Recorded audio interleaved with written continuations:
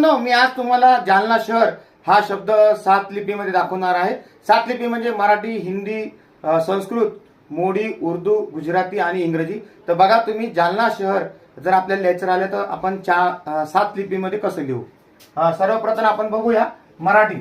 मराठीमध्ये जालना जर आपल्याला लिहायचं राहिलं तर आपण डायरेक्ट असंच लिहिणार,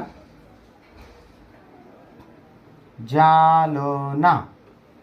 त्यानंतर हिंदीमध्ये सुद्धा असंच लिहिणार, जालना। त्यानंतर संस्कृतमध्ये लिहिताना आपल्याला जालना,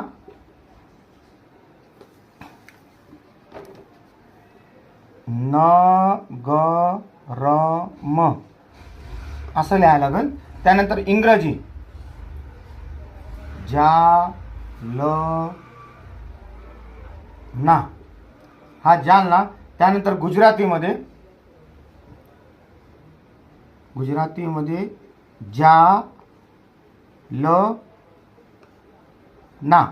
त्यानंतर उर्दूमध्ये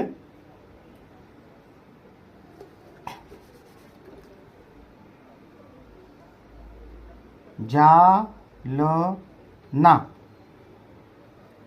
त्यानंतर मोडी लिपीमध्ये बघा, पहिले रेष मारून घ्यायची, मग लिहायचं जा, हे ल, त्यानंतर हे जालना। तर मित्र हो, आपण हे बघत आहात की जालना हा शब्द मी 7 भाषेमध्ये लिहून दाखवलेला आहे।